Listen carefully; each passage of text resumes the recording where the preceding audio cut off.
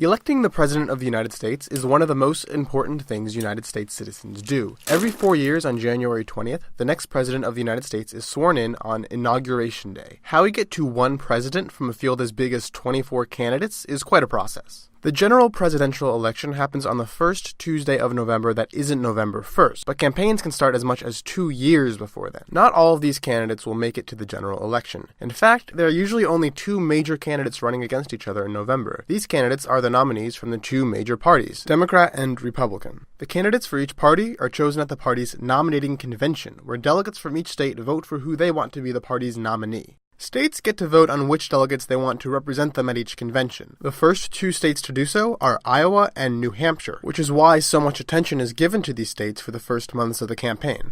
Iowa, the first state in the country to choose delegates, holds caucuses to make the decision. Caucuses aren't like normal elections. Party members interested in choosing delegates show up around 7:30 at night. The caucus goers in one place represent a precinct, a smaller geographical area within the state. Each precinct will usually have 2 caucuses, one for each party. There might be speeches from members of campaigns, or sometimes even candidates themselves, and then voters split up into preference groups based on which candidate they support. In Iowa, an initial count is taken, and any candidate with less than 15% support is declared not viable, and supporters are free to move to their second choice. There may be several counts, with caucus goers convincing one another to switch sides, but eventually a final count is reached, and delegates from that precinct are assigned to candidates proportionally.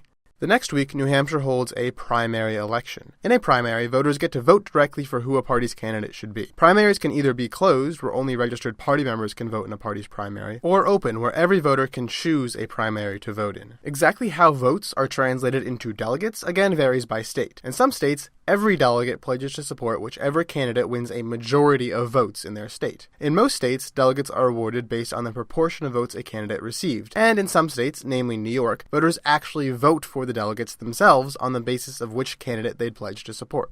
So after primaries or caucuses are held in every state, plus a few more places, for both parties, sometimes on different days, it's time to hold the convention where all the delegates gather in a massive stadium.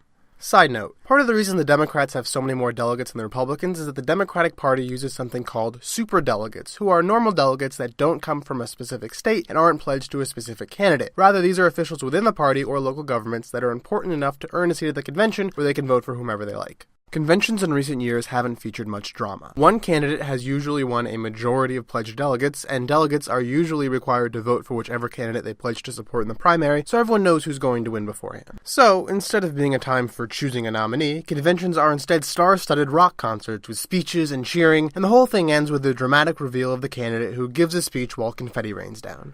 But if no candidate wins a majority of delegates before the convention, then one party might have what's called a brokered convention. After the first round of voting, which no one wins, delegates are usually released from staying loyal to the candidate they pledge to support. There are then several rounds of voting as candidates and delegates argue and make secret deals until one candidate wins a majority and confetti rains down. At this point, we have 2 nominees battling in the general election. The general election has a format similar to the primary elections where people go into a voting booth and pick their favorite candidate, except this time there are no delegates. Instead, each person's vote goes directly to the Electoral College, a system as old as the Constitution that makes elections just a bit more complicated. Each state is given a certain number of electoral votes according to their population, with the minimum being 3 and the current maximum being California's 55. Voters' choices are not added up nationally, but rather tallied within each state, and, with the exception of Maine and Nebraska, all the state's electoral votes go to the candidate with the majority of support in that state. Because of this system, lots of attention gets focused on states like Florida, which has 29 electoral votes that can easily go either way.